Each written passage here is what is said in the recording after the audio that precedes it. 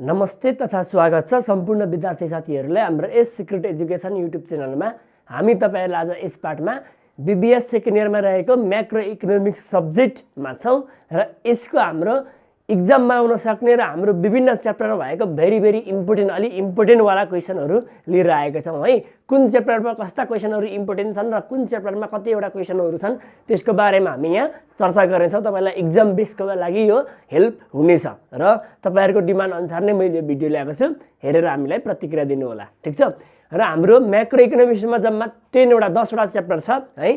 Old course भए पनि new course भए पनि बराबर नै हो, सबै कुराहरु त्यही नै हो हैन। अनि अलि पुरानो बुकको चाहिँ हामीले एउटा च्याप्टरलाई हामीले एउटै च्याप्टरलाई दुई भागमा बाँडिदिएको छ। अन्तिम च्याप्टर चाहिँ नयाँमा दुईटा बनाइदिएको छ, पुरानोमा त दुईटै च्याप्टर, लास्टको दुईटा च्याप्टर भनेको पुरानो मोडल क्वेशन अनुसार पुरानो बुकमा एउटैमा छ, नयाँमा सेकेन्ड लास्टको च्याप्टर 9 र 10 चाहिँ दुईटा बनाइदिएको छ नयाँले है।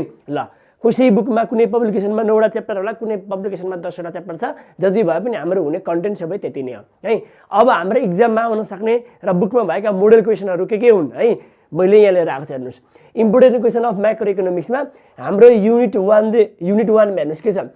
जम्मा युनिट 1 मा थोरै कुरा छ है। एउटा म्याक्रो इकोनोमिक्सको डिफाइन तपाईले पढ्ने त 2 मार्कमा आउँछ। त्यसपछि अर्को म्याक्रो इकोनोमिक्सको स्कोप, ध्यान दिने, scope, use are important, limitation, यो तीनटा कुरा मध्ये एउटा हाम्रो लङमा 10 नम्बर एउटामा आउने क्वेशन हो, ठीक छ नि। ध्यान दिनुस् है। म्याक्रो इकोनोमिक्स भनेको तपाईको 2 मार्कमा आउँछ नि। डिफाइन म्याक्रो इकोनोमिक्स अनि एक्सप्लेन इट्स स्कोप भनेर भन्ला, अथवा एक्सप्लेन यसको यूज आर इम्पोर्टेन्ट भन्ला। स्कोप कि त आउँछ कि यूज आर इम्पोर्टेन्ट कि यसको लिमिटेसन भन्दा नि यो दुईटा अलि बढी फोकस गर्नु हैन, यो आउन सक्छ। र यसमा अर्को हुने भनेको जस्तै हाम्रो macro static analysis, macro comparative static analysis र म्याक्रो डायनामिक एनालाइसिस, यो इक्विलिब्रियमको बारेमा तीनटा इक्विलिब्रियम पढ्नुपर्छ। त्यति मध्येमा म्याक्रो डायनामिक एनालाइसिस भन्ने इक्विलिब्रियम अलि भेरी इम्पोर्टेन्ट छ, त्यो ध्यान दिनु होला है। फेरि त्यो स्ट्याटिक र कम्प्यारेटिभ स्ट्याटिक दुईटा नपढ्नु भन्न खोजेको हैन, त्यो पनि पढ्नु, तर यसलाई अलिकति बढी थोरै फोकस दिनु भन्न खोजेको हो। फेरि अब यति मात्रै पढ्नु होला र फेरि एक्जाममा अलिकति भरे यो भनेको आएन भन्ने चाहिँ त्यस्तो चाहिँ हुँदैन, किनभने यो अलिकति भेरी इम्पोर्टेन्टमा पर्छ भन्न खोजेको मात्रै मैले है। अर्को युनिट 2 मा प्राय युनिट 1 को चाहिँ सबै नै पढिदिनुस्, किनभने थोरै छ कन्टेन्ट, थोरै भएको कन्टेन्टको चाहिँ सबै पढिदिनु, त्यहाँबाट फिक्स 100% जुन क्वेशन आए पनि 100% नै हुन्छ क्या है। ल अब युनिट 2 मा जाउँ। युनिट 2 मा भनेको हाम्रो न्युमेरिकल पनि आउँछ, त्यहाँबाट थ्योरिटिकल कुराहरु पनि आउँछ। प्राय न्युमेरिकल नै आउँछ। थ्योरी आयो भने कस्तो आउँछ भने एउटा circular flow of income and expenditure, यो तीनटैबाट पढ्नु। एउटा 2 सेक्टर इकोनोमी, 3 सेक्टर इकोनोमी र 4 सेक्टर इकोनोमी अथवा ओपन इकोनोमी है। त्यो तीनटैको circular flow of income and expenditure पढ्नु, ठीक छ नि। अनि अर्को हाम्रो त्यसपछि अरु सबै नेशनल इन्कम, जीडीपी, जीएनपी हरु सबै आउँछ। एनआईहरु तिनीहरु जस्तै what is GDP, what is GNP, यस्तो व्हाट इज एनआई भनेर तपाईको 2 मार्कमा आउँछ एउटा क्वेशन है, त्यो पनि एउटा ख्याल गर्नु। अनि अरु बाँकी भएको त हाम्रो income method, expenditure method, value added method use गर्ने भनेको प्राय न्युमेरिकलमै आउँछ। अब थ्योरीमै आयो भने पनि तपाईले त गर्ने तरिका तपाईले बुझ्नु भएको छ। पहिला जीडीपी निकाल्ने, त्यहाँबाट जीएनपी निकाल्ने, NNP at MP, NNP at FC, त्यहाँबाट एनआई निकाल्नेहरु तपाईलाई त्यो प्रोसिड्युर थाहा छ। जस्ट जीडीपी एट एमपी निकाल्ने चाहिँ तीनटा मेथडबाट फरक फर्मुला लगाइदिनुस्। अनि उदो गर्ने तरिका सबै के जोड्ने, के घटाउने, त्यो न्युमेरिकल हेरेर पनि थाहा पाउनुहुन्छ। आइहाल्यो भने लेख्ने, थ्योरिटिकल कुरा आइहाल्यो भने, नत्र बा सर्कुलर फ्लो पढ्नुस् थ्योरिटिकलको लागि यो तीनटै सेक्टरको। अनि अर्को आउन सक्ने भनेको difficulties of measuring national income in developing countries like Nepal जस्तो डेभलपिङ कन्ट्रिजमा जीडीपी निकाल्नका लागि अथवा नेशनल इन्कम क्याल्कुलेसन गर्नका लागि, मेजर गर्नका लागि हुने कठिनाइहरु, डिफिकल्टिजहरु आउँछ। यो पहिला नेशनल इन्कम क्याल्कुलेसन गर्न कठिनाइ भनेर पनि आउला, अथवा जीडीपी क्याल्कुलेसन गर्न कठिनाइ डिफिकल्टिज भनेर पनि आउला, त्यसको एउटै नै हो। ल त्यो ध्यान दिनुस्। अब यति थोरै त छ, दुईटा च्याप्टर सकिहाल्यो है। यहाँबाट बाँकी एउटा न्युमेरिकल पनि आउँछ। युनिट 3 मा जम्मा टपिक्स नै तीनटा हो, त्यो युनिट 3 को तीनटै पढ्दिनु, बुझ्नु पनि। थोरै टपिक्स भएको सबै पढ्दिनु, त्यहाँ आउने एक्जाममा ग्यारेन्टी कन्फर्म हुन्छ क्या त्यस्तोको चाहिँ है। युनिट 3 मा जम्मा हामीले तीनटा मात्र छ। एउटा अनइम्प्लोइमेन्टको बारेमा छ, यसको टाइप्स छ, त्यो पनि पढ्दिनुस्। अनइम्प्लोइमेन्टको एउटा टाइप्स त प्राय 2 मार्कको फिक्स क्वेशन पनि हो, 2 मार्कमा फिक्स क्वेशन पनि यसको टाइप्स मध्येबाट एउटा है। अनि मैले यो ल्याएको क्वेशन चाहिँ प्राय गरी 10 मार्क र 15 मार्कको लागि है। यिनीहरु आउने भनेको प्राय 10 मार्कमै आउँछ। अनि explain the say's law of market, जेबीसीको ल अफ मार्केट, मैले यो पनि थ्योरिटिकल तपाईलाई भिडियो बनाएर पनि हालिदिएको छु, यो पढ्नु। र यसको व्हाट आर द इम्प्लिकेसन भनेर भनेको छ, यसको निष्कर्षहरु पनि मैले त्यहाँ भनिदिएको छु, तीनटा निष्कर्ष त्यो पनि हेर्नु होला। अर्को यसमा आउने भनेको critically explain the classical theory of इम्प्लोइमेन्टको क्लासिकल थ्योरीको बारेमा एक्सप्लेन गर्नु। क्रिटिकल्ली भनौँ भने यसको क्रिटिसिजम पनि लेख्नु भन्न खोजेको है। क्रिटिकल्ली भनेन भने क्रिटिसिजम नलेख्नु, थ्योरी एक्सप्लेन मात्रै गर्नु फिगर बनाएर है। क्रिटिकल्ली भन्यो भने यो पनि लेख्नु। अब explain the classical theory of employment मात्रै भनौँ भने 10 मार्कमा आउन सक्छ, क्रिटिकल्ली पनि भनौँ भने 15 मार्कमा आउँछ।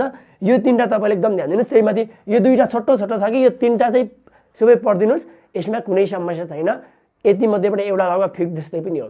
तीनटा च्याप्टर गइहाल्यो, तीनटा च्याप्टरसम्म हाम्रो त्यत्रो धेरै टेन्सनवालाको चिज केही पनि छैन। युनिट 4 मा आयो। युनिट 4 बाट हाम्रो न्युमेरिकल एउटा आउने सम्भावना राम्रो छ। त्यस पछाडि युनिट 4 मा मैले यहाँ केही क्वेसनहरू ल्याएको छु। युनिट 4 अलि लामो पनि छ।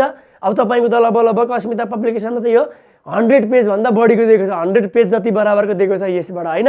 त्यति मध्येबाट यति क्वेसन मैले छुट्याएर ल्याएको छु, हेर्नु होला। अलि बढी यसलाई फोकस गर्नु, अरू पनि पढ्नुहोस् ल। हेर्नुहोस् यहाँ explain the Keynesian theory of employment. Keynesian theory of employment यो चाहिँ 15 मार्कमा लगभग आइरहने क्वेसन पनि हो। यो लङमा आउने एउटा क्वेसन एकदम मजाले पढ्ने है। किन्सियन थ्योरी अफ इम्प्लोइमेन्ट एउटा। यसलाई अर्को तरिकाबाट भनिदिन सक्छ। अब यसलाई अरू क्वेसन पनि भन्न सक्छ नि त, यसलाई अरू नामबाट पनि भन्न सक्छ। इक्विलिब्रियम एक्सप्लेन अथवा determine the equilibrium level of employment by aggregate demand and aggregate supply भनिदिन सक्ला। एकर्डिङ टु एग्रिगेट डिमान्ड र एग्रिगेट सप्लाईबाट चाहिँ इम्प्लोइमेन्टको लेभल इक्विलिब्रियम निकाल भन्यो भने Keynesian theory of class level of employment अनि किन्सियन थ्योरी भन्ने बुझ्नुहोस् है। भनेको यसलाई यो क्वेसन पनि भन्न सक्छ कि त explain the Keynesian theory of employment भन्न सक्ला, अथवा यसलाई यो नभएर घुमाएर सोध्न सक्ला determine the equilibrium level of employment by the aggregate demand or aggregate supply भन्न सक्ला। अथवा यसलाई अर्को तरिकाले घुमाउला हाउ इफेक्टिभ डिमान्ड भन्ने बित्तिकै किन्सियन थ्योरी अफ इम्प्लोइमेन्टमा आइहाल्छ। तपाईँलाई थाहा छ, पढ्नु भएको छैन। How effective demand is determined according to किन्सका अनुसार इफेक्टिभ डिमान्ड कसरी चाहिँ तपाईँको डिटरमाइन हुन्छ भनेर भन्यो भने यो पनि त्यही किन्सियन थ्योरी अफ इम्प्लोइमेन्ट भन्ने नै हो भन्ने बुझ्नुहोस् ल। यो मैले तीनटा क्वेसन लेख्छु, यो तीनटा मध्ये कुनै पनि घुमाएर सोध्ला एग्रिगेट डिमान्ड एग्रिमेन्ट सप्लाई भन्ला अथवा इफेक्टिभ डिमान्ड भनेर इम्प्लोइमेन्ट निकाल भन्यो भने यो भन्ने थाहा पाउनुहोस् ल। अर्को यो चाहिँ भेरी इम्पोर्टेन्ट है, 15 मार्क जस्तै फिक्स जस्तै क्वेसन पनि हो। अर्को consumption function, define the consumption function and it's determinant भन्छ। यसको डिटर्मिनेन्ट भनेको सब्जेक्टिभ र अब्जेक्टिभ दुईटा छ। अनि त्यसको पोइन्टहरू धेरै छन्, 10-10वटा 11वटा लामो पोइन्ट छन्, ध्यान दिनु होला। कोही बेला कन्जम्सन फङ्सन र यसको सब्जेक्टिभ डिटर्मिनेन्ट मात्रै लेख भन्छ, कोही बेला कन्जम्सन फङ्सन डिफाइन गरेर यसको अब्जेक्टिभ डिटर्मिनेन्टहरू पनि लेख भनेर भनिदिन सक्छ। यो आउन सक्छ, यो पनि पढ्नु ध्यान दिनु। अर्को साइकोलोजिकल ल अफ कन्जम्सन, यसको बारेमा पनि एक्सप्लेन गर्नु भन्न आउँछ। साइकोलोजिकल ल अफ कन्जम्सन उपभोगको मनोवैज्ञानिक नियम भनेर है। अथवा यसलाई यही नामबाट भनौँ भने भइहाल्यो, भएन भने अथवा तीनटा प्रपोजिसनहरू के हुन् भनेर त्यसलाई एक्सप्लेन गर्नु भन्नु भने पनि साइकोलोजिकल ल अफ कन्जम्सन नि है। तीनटा प्रपोजिसन, फर्स्ट प्रपोजिसन, सेकेन्ड र थर्ड भनेर मैले पढाएको छु त्यो है। मैले यसको यी सबै कुराहरूको मैले थ्योरी पनि बनाएको छु, भिडियो हेर्नु होला प्लेलिस्टमा। अनि यसलाई साइकोलोजिकल ल अफ कन्जम्सनलाई के पनि भन्दिन सक्ला, इन्कम इन्क्रिज हुन्छ, consumption also increase, income increase हुँदाखेरि कन्जम्सन पनि अल्सो इन्क्रिज हुन्छ, बट लेस देन इन्कम, तर इन्कम भन्दा कम दरमा इन्क्रिज हुन्छ। यसलाई प्रुभ गर भनिदिन सक्ला। यसलाई प्रुभ गर भनौँ भने यो हाम्रो साइकोलोजिकल ल अफ कन्जम्सन नै हो भन्ने बुझ्नुहोस् ल। यो इन्कम इन्क्रिज हुन्छ हुँदाखेरि कन्जम्सन पनि इन्क्रिज, तर बट लेस देन इन्कम, इन्कममा भन्दा कम दरमा इन्क्रिज हुन्छ। यसलाई एक्सप्लेन गर, प्रुभ गर, जस्टिफाइड गर, भेरिफाइड गर भनेर भन्नु भने यही साइकोलोजिकल ल अफ कन्जम्सन हो भन्ने बुझ्नुहोस्।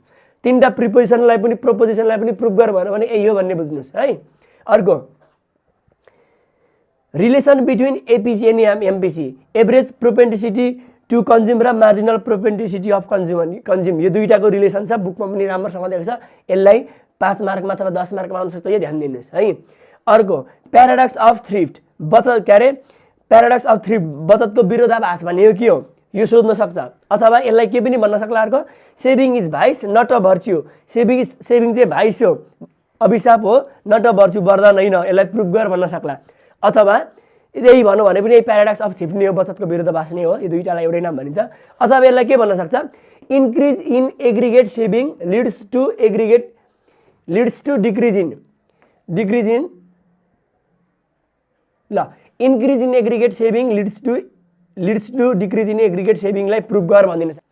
यसले भन्न खोजेको के भने सुरुमा हामीले एग्रिगेट सेभिङमा भनेको हामीले बचतमा वृद्धि गर्दाखेरि यसले डिक्रिज इन एग्रिगेट सेभिङ, अन्तिममा बचतमा घट्छ, बचतमा सुरुमा बचत वृद्धि हुँदाखेरि अन्तिममा हाम्रो बचत नै घटाइदिन्छ, यसलाई प्रुभ गर भनेर भनौँ भने यो पनि प्याराडक्स अफ थ्रिफ्ट नै हो।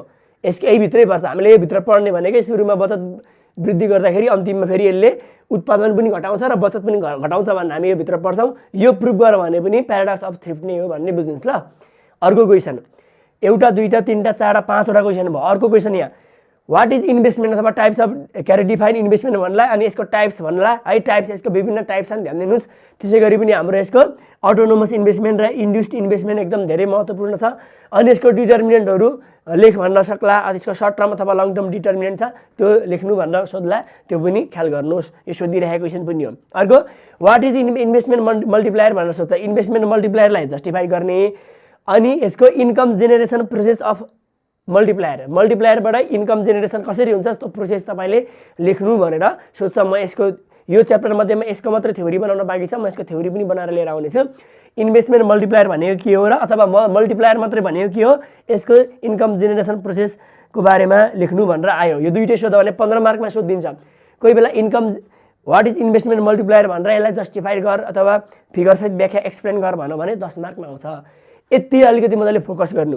यो बाहेक अरू पनि छन्, यसमा हुने अरू पनि टपिक्सहरू छन्, तपाईँले ती हेर्नुहोस् है। अरू पनि सरर एकचोटि चाहिँ मजाले हेर्ने। यसलाई अलिकति इम्पोर्टेन्ट भनेर मैले यिनीहरू मजाले टिपेको मात्रै हो, अरू पनि तपाईँले हेर्नु होला। ट्युमा छानेर पढेर कुनै फाइदा हुँदैन। हामीले पढ्दाखेरि सबै पढ्नुपर्ने हुन्छ, केही मुख्यलाई अलिकति मजाले फोकस गर्नुपर्ने हो। यसमा अलिकति बढी छ है, यो यसबाट आउने राम्रो आउँछ। एउटा न्युमेरिकल आउँछ, एउटा 15 मार्कको थ्योरी पनि आउँछ, 2 मार्कमा पनि आउँछ, यसलाई 30 मार्कको हाराहारीमा आउँछ यहाँबाट है। अनि अर्को युनिट 5मा पनि जम्मा दुईवटा कुरा मात्रै भनौँ न यसमा है। एउटा आइएस कर्भ र एलएम कर्भ है, आइएस एन्ड एलएम कर्भको बारेमा हामीले लेख्नुपर्ने हुन्छ। त्यहाँ एउटा डिफाइन आइएस कर्भ भन्न सक्छ एउटा क्वेसन, अर्को भनेको डिफाइन एलएम कर्भ, दुईवटा क्वेसन हो। अनि यसलाई के भन्न सक्छ, डिफाइन आइएस कर्भ अथवा डेरिभेटिभ इज ग्राफिकल्ली भन्ला। यसलाई ग्राफिकल्ली डेरिभेटिभ गर भनेको फिगर सहित बनाएर प्रस्ताव गर्न खोजेको आइएस कर्भलाई। अथवा यसलाई भनेन भनेको अर्को कुन हामीले क्वेसन सोध्न सक्छ, आइएस कर्भलाई डिफाइन गर अनि एक्सप्लेन द प्रोडक्ट मार्केट इक्विलिब्रियमलाई एक्सप्लेन गर भनेर भनिदिन सक्छ। यो एउटा क्वेसन। अर्को, एलएम कर्भलाई डिफाइन गर अनि यसलाई ग्राफिकल्ली पनि एक्सप्लेन गर भनिदिन सक्छ एउटा। अथवा यसलाई अर्कै त शब्दमा के भन्न सक्छ, एलएम कर्भलाई डिफाइन गरेर यसलाई explain the money market equilibrium, त्यो मनी मार्केट इक्विलिब्रियमलाई एक्सप्लेन गर्नु भनेर भनिन्छ। ठिक छ नि। आइएस कर्भ प्रोडक्ट मार्केट हो, प्रोडक्ट मार्केटसँग सम्बन्धित हुन्छ। एलएम कर्भ भनेको मनी मार्केटसँग सम्बन्धित हुन्छ। यही दुईवटा क्वेसन। अनि यो दुईटैलाई मिलाएर explain the general equilibrium in the product market र मनी मार्केट, यो दुईटैको प्रोडक्ट मार्केट र मनी मार्केटको जेनरल इक्विलिब्रियमहरूलाई एक्सप्लेन गर भनेर सोधिन्छ। जम्मा आउने यही 3टा क्वेसन हो। ध्यान दिनुहोस्, सधैँ जो पनि छोटो च्याप्टर हो क्या, यही दुईवटा हो, दुईवटाको कम्बाइनमा यो हो। जस्तै यो क्वेसन पनि तपाईँले पढिराख्नुहोस् है। यो आयो भने यहाँबाट लङ्गमा आउँदैन, 10 मार्कमा आउँछ, ख्याल गर्नुहोस्। अब तपाईँलाई एउटा कुरा, के कुरा, युनिट 1, युनिट 3 र युनिट 5, यो भनेको एउटा च्याप्टरमा 2टा अथवा 3टा टपिक्स मात्रै भएको, यी तपाईँले सबै पढ्नुहोस्। यताबाट फिक्स क्वेसन हो यहाँबाट भनेको। सबै पढ्नुभयो भने जस्तै यो 1 र 2बाट 10 नम्बरमा आउला, यसबाट नआउला अरे, अथवा यसबाट आउला, यसबाट नआउला अरे भनेपछि थोरै पढिसके पछाडि त हामीलाई भयो नि त। त्यो टपिक्स नै कन्टेन्ट नै थोरै छ भने थोरै भएको त सबै पढ्दिने फिक्स नै हुन्छ क्या भनेको। कोही बेला आएन भने नआउन पनि सक्छ, आइहाल्यो भने त अब लु बा यसको क्वेसनमा यो आएन भने यो पढ्छु, यो आएन भने यो पढ्छु भन्ने हुँदैन नि। अब यसमा चाहिँ एउटाबाट पढेको छ मजाले, अर्कोमा आएन भने के भन्ने हुनसक्छ, त्यही भएर मैले अलिक छुट्याएर ल्याएँ। यसमा 1 नम्बर, 1 युनिट, 3 युनिट र 5 युनिट चाहिँ जे छ सबै नै पढिदिनु बुकमा भएको। ल 5 नम्बरसम्मको यति कुरा भयो, अलिकति मैले भिभिआई तानेर ल्याएको है। अब 3 र 5 को त लगभग क्वेसन नै यति नै हो। अनि लङ पढ्दा त्यही भित्रबाट आउने 2 मार्क 2 मार्कवाला त भइहाल्छ। अब हामी 6 देखि 10 सम्मको फेरि अर्को चरणमा हेरौँ ल। अब बाँकी भएको 4वटा च्याप्टर हेरौँ है। हामीले 1 नम्बरमा 5वटा च्याप्टरसम्म हामीले भनिसक्यौँ। 1 नम्बरमा हाम्रो इन्ट्रोडक्सन टु म्याक्रो इकोनोमिक्स थियो, 2 नम्बरमा नेसनल इन्कम एकाउन्टिङ थियो, तेस्रो नम्बर च्याप्टरमा हाम्रो क्लासिकल थ्योरी अफ इम्प्लिमेन्ट थियो, चौथो नम्बरमा हाम्रो किन्सेन म्याक्रो इकोनोमिक्स थियो, 5औं नम्बरमा आइएस एन्ड एलएम कर्भ थियो। 5वटा च्याप्टर सक्यो। अब त्यतिसम्म हाम्रो 50 मार्क लगभग आयो भनौँ न हैन। अब 6 देखि हाम्रो 10 सम्म बाँकी छ। हेरौँ यहाँ इम्पोर्टेन्ट क्वेसन कस्तो हुन्छन्। युनिट 6 मा हाम्रो इन्फ्लेसन एन्ड बिजनेस साइकल भन्ने छ हो। इन्फ्लेसन र बिजनेस साइकलसँग सम्बन्धित 2टा च्याप्टर, पुरानामा 2टा छुट्टा छुट्टै च्याप्टर छ, यसलाई मर्ज गरेर एकै ठाउँमा बनाइदिएको छ। ध्यान दिनुहोस्, यसमा आउन सक्ने है। अब इन्फ्लेसनको कन्सेप्टहरू, यसको टाइप्सहरू पनि पढ्नुहोस् हैन, सर्टमा आउन सक्छ। अब अर्को एउटा भनेको लङमा प्राय आउने यो इन्फ्लेसनबाट भनेको हाम्रो explain the demand pull inflation अनि यसको कजेज है। डिमान्ड पुल इन्फ्लेसन भनेको के हो हैन, अनि यसको कजेज कारणहरू के हो। Or inflation is the excess of aggregate demand over aggregate supply भनेर डिस्कस भनिदिन सक्छ। यसलाई के भन्न सक्छ अर्को नामले इन्फ्लेसन इज द, इन्फ्लेसन भनेको चाहिँ एक्सेस अफ एग्रिगेट डिमान्ड हो over the aggregate supply. Aggregate supply भन्दा एग्रिगेट डिमान्ड बढी हो, यसलाई डिस्कस गर्नु भनेर भनिदिन सक्छ। अर्को एउटा डिमान्ड पुल इन्फ्लेसन एउटा भयो, अर्को कस्ट पुश इन्फ्लेसन भन्छ है। मागले तान्ने इन्फ्लेसन भन्छ, मुद्रास्फीति भन्छ, अर्को लागतले धकेल्ने मुद्रास्फीति भन्छ है। Inflation explain the cost push inflation अथवा यसको कजेसहरू लेख भनेर भनिदिन सक्छ। यो दुईटा भेरी भेरी इम्पोर्टेन्ट हो यो है। इन्फ्लेसनबाट यो दुईटा भनेको बिबिआई हो, एकदमै बिबिआई च्याप्टर हो, एउटा पार्ट हो। अब यसको तपाईँको यसको इफेक्टहरू है, इन्फ्लेसनका इफेक्टहरू के हो तपाईँको यसको इफेक्टहरू लेख भनेर भनिदिन सक्छ। यसको इफेक्टहरू पनि आउन सक्छ, ध्यान दिनुहोस्, यो पनि पढ्नुहोस्। अर्को measure to control the inflation, inflation control गर्ने भनेको मुद्रास्फीति नियन्त्रण गर्ने यसको औजारहरू उपकरणहरू के हुन् भनेर सोधिन सक्छ। प्राय गरी यसको monetary measure to control the inflation, यसको जम्मा मोनिटरी, फिस्कल अनि डाइरेक्ट उदर भनेर तीन जम्मा 4वटा शीर्षकमा क्याटेगोरीमा बाँडिएको छ।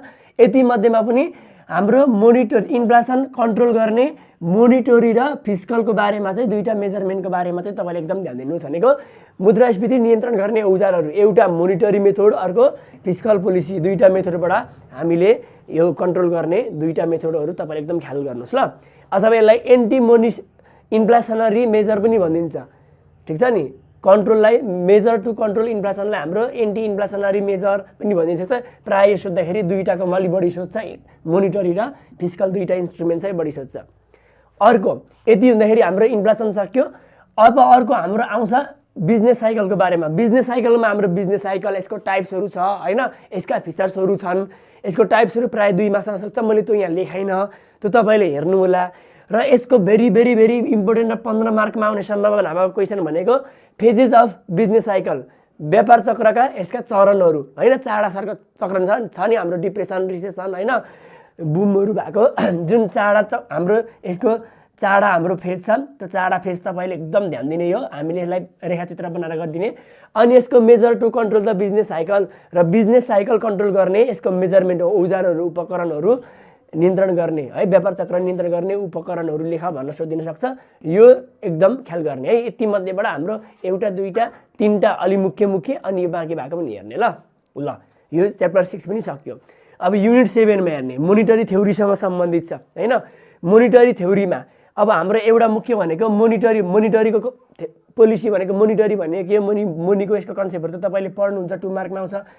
मोनी सप्लाई र यसको डिटर्मिनेन्ट अफ मोनी सप्लाई, यो एक्जाममा आएको क्वेसन पनि हो 10 मार्कमा, यो पढ्नुहोस्, यो पनि 10 मार्कको लागि उपयुक्त हुन्छ है। यिनीहरू आयो भने सबै 10 15 को लागि यो मैले भनेको छु। अर्को different between money market and capital market, money market र क्यापिटल मार्केट यो पनि भेरी भेरी इम्पोर्टेन्ट छ, यो पनि पढ्नुहोस् है। अर्को मोनिटरी पोलिसीको कन्सेप्ट, मोनिटरी पोलिसी कन्सेप्ट र यसको टाइप्स र अब्जेक्टिभ्स, मोनिटरी पोलिसीको कन्सेप्ट पनि ध्यान दिने अनि टाइप्स र अब्जेक्टिभ्स पनि छ यो शीर्षकमा, दुईटै पढ्ने है। अर्को instrument of monetary policy, monetary पोलिसीको इन्स्ट्रुमेन्ट, यो अझै बिबिआई, यो भनेको अझै बिबिआई, मैले टिपेको यिनीहरू बिबिआई छानेर ल्याएको अलि बिबिआई नै हो, त्यति मात्रै पनि बिबिआई अझै मजाले, फेरि झन् बिबिआई लेखेको मजाले पढेर फेरि यही आएन भने यो भन्नुहुन्छ। प्रायः सबै पढ्नुपर्छ, तपाईँलाई थाहा छ, मैले भनि पनि सकेँ, यी सबै बिबिआई नै भन्ने बुझ्नुहोस्, किनभने यत्रो बुकबाट हामीले यति सर्ट मात्रै बनाएर ल्याएका छौँ हैन। अनि यसमा पनि क्वान्टिटेटिभ, यहाँ instrument of monetary policy, monetary पोलिसीको चाहिँ हाम्रो औजारहरू है भनेको मौद्रिक नीतिको चाहिँ हाम्रो औजारहरू दुईटा छ, एउटा क्वान्टिटेटिभ अथवा जेनेरल पोलिसी भन्छ, अर्को क्वालिटेटिभ अथवा सेलेक्टिभ इन्स्ट्रुमेन्ट भन्छ। मोनिटरी इन्स्ट्रुमेन्टको कि त क्वान्टिटेटिभ लेख भन्छ कि क्वालिटेटिभ अथवा सेलेक्टिभ लेख भनेर भन्छ। यो एकदम बेबी आयो यो च्याप्टरबाट अझै पनि है। अनि features of current monetary policy, नेपालमा करेन्ट मोनिटरी पोलिसीको फिचर्सहरू लेख भनेर आउन सक्छ, यो ध्यान दिनुहोस्, ठिक छ। यति भयो जम्मा यो 7बाट एउटा दुईटा तीनटा चारवटा 5वटा टपिक छ, 5वटा टपिक्सबाट तपाईँलाई कति समय लाग्छ र हैन, ध्यान दिनुहोस् है। यहाँबाट पनि 5वटा छ, यहाँबाट पनि 5वटा, यी च्याप्टरबाट फिक्स आउने क्वेसन हुन् है। अब युनिट 8मा गभर्नमेन्ट फाइनान्स सरकारी वित्तसँग सम्बन्धित छ, यसको पनि हेरौँ, यसको थोरै कुरा छ यहाँ। हामीलाई components of government budget, government बजेटको कम्पोनेन्ट्सहरू यसका तत्त्वहरू लेख्नु भनेर आउँछ, यो ध्यान दिनुहोस्। यो एउटा। अर्को sources of government revenue in Nepal, नेपालमा गभर्नमेन्ट रेभेन्यूको सोर्सहरू के छन् त्यो कुरा पढ्नुहोस्। अर्को फिस्कल पोलिसी भनेको के हो हैन। अनि फिस्कल पोलिसी भनेको हाम्रो वित्तीय नीति भनेको के हो, यसको टाइप्सहरू के हुन्, यसका पनि इन्स्ट्रुमेन्टहरू छ, टाइप्स, इन्स्ट्रुमेन्ट र अब्जेक्टिभ छ फिस्कल पोलिसीको। यो तीनटैको बारेमा राम्रोसँग ध्यान दिनुहोस् ल। मैले जम्मा यसको तीनटा कुराहरू मात्रै ल्याएँ, अरू पनि छन् त्यो पनि हेर्नुहोस्। मुख्यमा यो तीनटा आयो है। गभर्नमेन्ट पोलिसी के अरे गभर्नमेन्ट फाइनेन्स यो पनि भयो, 8 सम्म भयो। अब 9 र 10 हेरौँ ल। अब युनिट 9 मा हाम्रो ग्लोबल इकोनोमी है, विश्व अर्थतन्त्रको बारेमा छ है ग्लोबल इकोनोमीमा। र युनिट 9 र 10 बाट पनि 10 मार्कमा आउने सम्भावना एकदम ठुलो छ है। यहाँबाट हाम्रो 10 मार्कमा आउँछ, यहाँबाट आयो भने 10 मार्कमा आउँछ, यसबाट आयो भने 15 मार्कमा आउने सम्भावना यो क्वेसन ठिक छ। अब हाम्रो 9 र 10 बाट दुईटा मध्येबाट एउटा 15 मार्कमा आउने अर्को सम्भावित क्वेसन यहाँ हुन्छ। ग्लोबल इकोनोमीमा है हाम्रो एउटा ग्लोबलाइजेसन भनेको के हो कन्सेप्ट, अनि यसको एडभान्टेज र डिसएडभान्टेज यसको मजाले पढ्नु होला। यो दुईटा त अलि मजाले फोकस गरेर पढ्नुहोस्।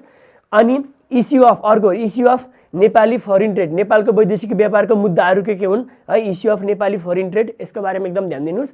अर्को फरेन डाइरेक्ट इन्भेस्टमेन्ट, वैदेशिक प्रत्यक्ष लगानीको बारेमा र यसको एडभान्टेज यसको डिसएडभान्टेजहरू पढ्नुहोस्। यसको प्रत्यक्ष वैदेशिक लगानीको एडभान्टेज डिसएडभान्टेज, अनि यसको प्रेजेन्ट स्टेटस इन नेपाल भनेको प्रत्यक्ष वैदेशिक लगानीको नेपालको अवस्थामा कस्तो अवस्था छ, यसको प्रेजेन्ट सिचुएसन इन नेपाल अथवा प्रेजेन्ट स्टेटस इन नेपाल, नेपालको बारेमा वर्तमान अवस्था कस्तो छ यसको बारेमा भनिदिन सक्छ। यो एकदम ख्याल गर्नुहोस् ल। अनि अर्को यो फरेन ट्रेड डाइरेक्ट इन्भेस्टमेन्टको बारेमा भयो। अर्को फरेन इम्प्लोइमेन्ट हैन, वैदेशिक रोजगारीको बारेमा यसको कन्सेप्टहरू, वैदेशिक रोजगारी कारणले हुन सक्ने एडभान्टेज डिसएडभान्टेजहरू र वैदेशिक रोजगारीको नेपालमा प्रेजेन्ट स्टेटस इन नेपाल हैन। फरेन इन्भेस्टमेन्टको चाहिँ फरेन इम्प्लोइमेन्टको चाहिँ प्रेजेन्ट स्टेटस इन नेपाल, नेपालमा वर्तमान अवस्था कस्तो छ वैदेशिक रोजगारीको त्यो पनि तपाईँले ख्याल गर्नुहोस्। अनि ग्लोबलाइजेसनमा के अरे ग्लोबल इकोनोमीमा जम्मा यो चारवटा टपिक छ। यतिको बारेमा मैले जे ल्याएको छु यो चाहिँ मजाले पढ्नुहोस् यो है। अनि मुख्य गरी तपाईँलाई प्रेजेन्ट स्टेटस इन नेपाल, नेपालमा जस्तै वैदेशिक लगानीको प्रत्यक्ष वैदेशिक लगानीको नेपालमा अवस्था कस्तो छ, नेपालको सिचुएसनमा वैदेशिक रोजगारीको नेपालको सिचुएसनमा कस्तो अवस्था छ, यो चाहिँ एकदम भेरी भेरी इम्पोर्टेन्ट पनि छ र प्राय आइराख्ने क्वेसन पनि हो। प्रेजेन्ट स्टेटस अथवा प्रेजेन्ट सिचुएसन इन नेपाल भन्नेमा चाहिँ आइराख्ने क्वेसन हो। 9 पनि भयो। अब 10 नम्बरमा यहाँबाट आयो भने 10 मार्कमा आउने 15 मा आउने सम्भावना धेरै छ। अनि अर्को 10 नम्बरमा युनिट 10 लास्ट 10 मा हाम्रो प्राय कुनै बुकमा चाहिँ यो र यो एकै ठाउँमा पनि राखिदिएको छ, तपाईँले ख्याल गर्नुहोस्। Contemporary issue, contemporary macro economics issue in Nepal छ है। मैले यो सर्ट फर्म यो च्याप्टरलाई छुट्याएर ल्याएको हो।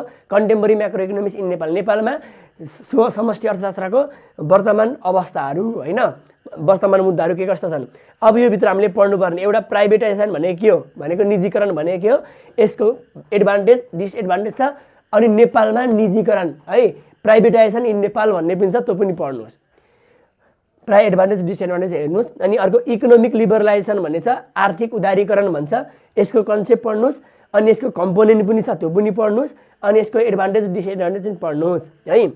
अर्को पोभर्टी कन्सेप्ट, पोभर्टीको कन्सेप्ट, गरिबीको कन्सेप्ट, गरिबीको टाइप्स, गरिबी हुनुको कारणहरू कजेजहरू, यसको मेजर फर रिडक्सन गरिबी घटाउने अथवा नियन्त्रण गर्ने उपायहरू र present status of poverty in Nepal, नेपालमा गरिबीको वर्तमान अवस्था के कस्तो छ, यो एकदम यो आइरहेको क्वेसन पनि हो, यसको बारेमा पनि एकदम ख्याल गर्नुहोस्। अर्कोमा हाम्रो इकोनोमिक इनइक्वालिटी, बाँकी भएको यो मैले 3टा मुख्य टिपे, आर्थिक असमानताको बारेमा छ।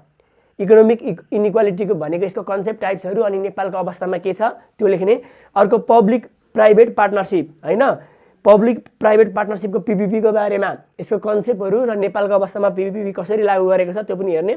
अर्को इन्क्लुजनको कुरा छ, समावेशीकरणको कुरा र नेपालमा इन्क्लुजनको बारेमा कस्तो व्यवस्था गरेको छ समावेशीकरणको बारेमा, त्यसको बारेमा पनि तपाईँलाई लेख्नु भनेर यो आउन सक्छ है। मैले मुख्य भनेको 3टा पोइन्टमा राख्थेँ। यो 15 मार्कको लागि सम्भावित क्वेसन हो र तपाईँले 9 र 10 मजाले पढ्नु भने एउटा 15 मार्क पनि आउँछ, यो दुईटा मध्ये एउटा 10 मार्क पनि आउँछ।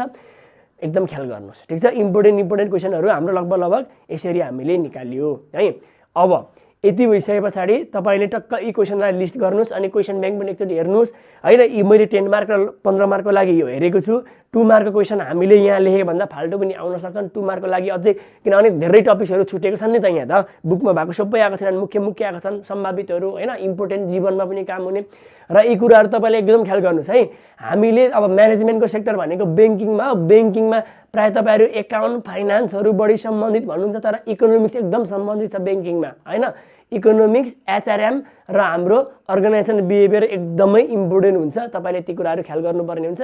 हामीले थ्योरिटिकल कुरा छोड्ने, त्यतिकै क्लास बङ्क गर्ने हाम्रो बानी छ, त्यो चाहिँ हामीले हटाउनुपर्छ अहिलेदेखि। थ्योरिटिकल कुरालाई एकदम कन्सेप्ट लिएर हामीले अहिलेदेखि पढ्न आवश्यक छ है। यो कुराहरू राम्रोसँग हेर्नु होला र राम्रोसँग इक्जाममा तयारी गर्नु होला। तपाईँलाई एकदम शुभकामना है। अनि तपाईँले यो अब कतिपय च्याप्टर त जति पढाइ पनि नआउने भन्ने हुनसक्छ, त्यसको बारेमा अझै मजाले गहन तरिकाले हेरिदिनुहोस्, यसलाई नेसेसरी बनाउनुहोस्, सम्झिनुहोस्। तपाईँको भविष्य ब्याङ्कमा हो, ब्याङ्कमा यी कुराहरू आवश्यक पर्छ होइन।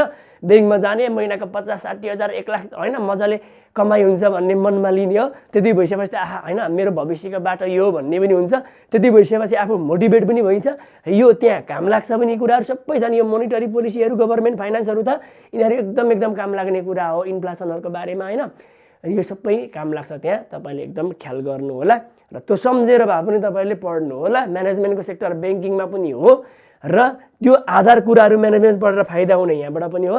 तपाईँले त्यो सम्झेर भए पनि यसलाई मजाले पढ्नु होला। कतिपयलाई इकोनोमिक्स जति पढे पनि नआउने भन्ने हुनसक्छ, त्यसलाई कसरी सजिलो बनाएर तपाईँले पढ्नु होला र इक्जामको राम्रो तयारी गर्नु होला। हामी बाँकी भएको थ्योरिटिकल कुराहरू पनि हामी इम्पोर्टेन्ट यो भित्रका कुराहरूको पनि म थ्योरिटिकल कुरा बनाएर ल्याएर आउनेछु र हाम्रो फाइनान्स एकाउन्टको पनि भिडियोजहरू हेर्नु होला। एचआरएमको पनि हाम्रो चाँडै नै आउनेछन् भन्दै म यस पाठबाट बिदा हुन चाहन्छु। हस्त नमस्ते।